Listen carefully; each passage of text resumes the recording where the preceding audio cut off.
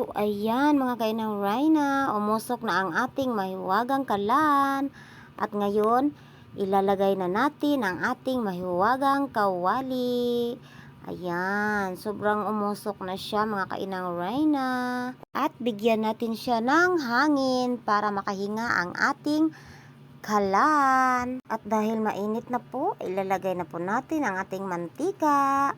Mantika po yan ng ating mahiwagang mataba ng baboy. Dahil mainit na siya mga kainang Rhina, ilagay natin ang ating mahiwagang bawang. Ayan, inuna natin yung bawang kasi para talagang lumabas yung kanyang sobrang bango. At mga kainang Rhina, konti lang pala ang nilagay kong oil kasi pangit naman pag marami. Hindi naman maganda pag masyadong mamantika yung niluluto mong ulam. At dahil naglalight na ang ating bawang, ay susunod natin ang ating mga mahiwagang red bell pepper at may kunti po yung stick ng kinchay. Kaya sobrang bango ng ating niluluto mga kainang Rhina. Subukan nyo po ang ganitong style ng paggisa ng ating mga pangsahog. Talagang sobrang bango. Ayan mga kainang Rhina, dahil parang golden brown na ang ating bawang, isusunod naman natin ang ating onion. Ayan, mikos-mikos lang natin mga kainang Rhina. Ayan, para mahalo na yung aroma nila at nag-combine na po ang kanilang bango. Sobrang bango na po ito. At isusunod natin ang ating mahiwagang kamatis.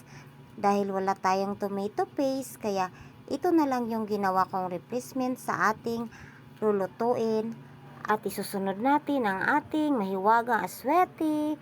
So ayan, pangpakulay lang po yan ang ating sayote mamaya at ang ating pork. At imikos-mikos lang natin ito mga kainang Rhina. Ayan, so para na rin siyang tomato paste. Ayan, sobrang ganda po yan. At isusunod na natin ang ating pork. Ayan, imikos-mikos lang din natin. O parang magkamukha na sila ng kamatis. In-slice ko na din ang ating pork dahil wala kasi tayong giniling, kaya nag-slice na lang po ako ng maliliit ng parang cubes ang pag-slice po nito mga kainang Rhina. Ayan. At magiging chef pa tayo ngayon. Ayan. O diba? Ang galing ko na diba? Ayan. Huwag lang sanang matapon to mga kainang Rhina.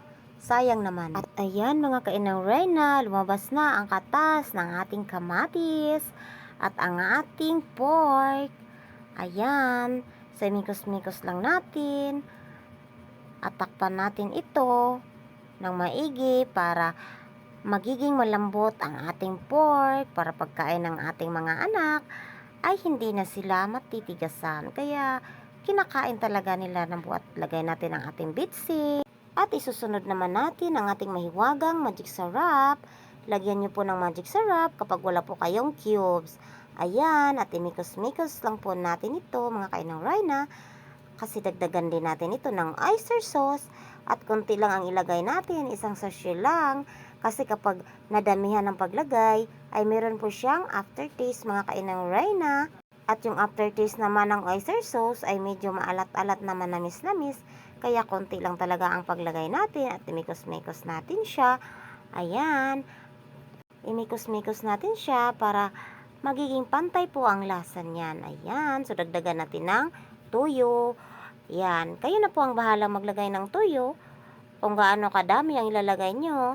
Kasi ako, medyo dadamihan ko to kasi medyo maalat-alat yung mga kasamahan ko dito. Gusto nila ng medyo maalat-alat. Hindi naman masyadong maalat mga kainang Rhina. Yung katamtaman ng at ilagay natin ang ating tubig. Kunti lang mga kainang Rhina para pangpalambot lang din ang ating pork. Ayan, imikos-mikos lang natin yan mga kainang Rhina. At ito na siya. Ayan, isunod natin ang ating pineapple. Fresh na fresh po yan ang ating pineapple mga kainang Rhina. At siguraduhin natin may makukuhang vitamins D ng ating mga anak sa ating mga lulutuing ulam para mas lalo silang nasasarapan. At charan, ito na. At isusunod naman natin ang ating mahiwagang sayote. Ayan, medyo madami yung aking sayote mga kainang Rhina. Kasi marami din akong kasamahan dito sa bahay at mga lalaki pa sila. Meron akong 5 kabit dito, pinapakain ko. Ayan, imikos-mikos lang natin. Kasi alam naman natin kapag mga lalaki yung mga kasama natin ay medyo malakas-lakas din kumain. So ayan, damihan na lang natin para syempre para mas marami din yung makakain nila. At imikos-mekos lang natin ang maigi, mga kainang Rhina. Ayan. O diba, nagpantay na yung color nila. Ayan, so diba. At dagdagan natin ng water. Kayo na pong bahala kung gaano man kadami yung ilalagay nyong tubig. Kasi para may sauce din naman, hindi naman masyadong tigang yung niluluto no. So ayan mga kainang Rhina, ayan, ilagay na natin ang ating mahiwagang hens, pork and beans. So ayan, at imikos-mikos lang po natin yan mga kainang Rhina. Sobrang dali lang po ng ating recipe at sobrang murang-mura lang po ito.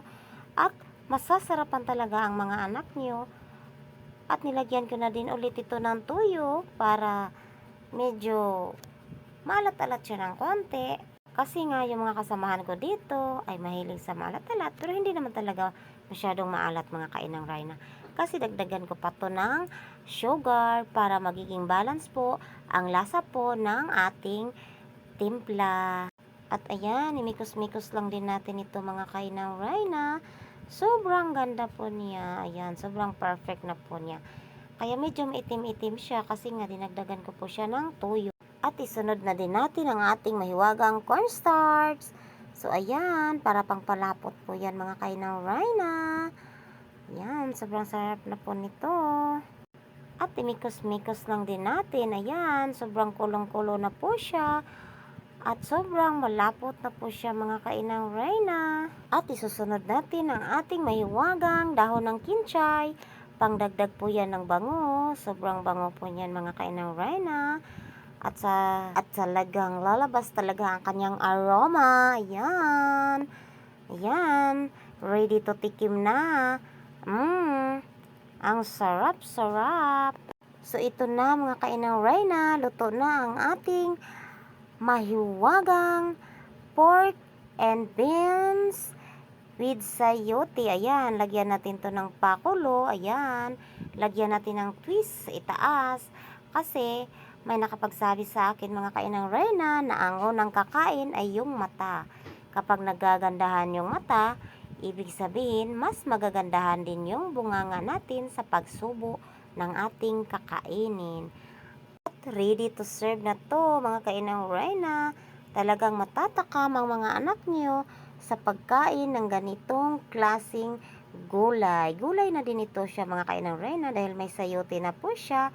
At yung mga anak nyo hindi mahilig sa gulay, ito na ang tamang gawin nyo sa pagluluto ng gulay para sa inyong mga anak. At charan, ito na po siya. Nasasarapan na po daw siya sa aking niluluto.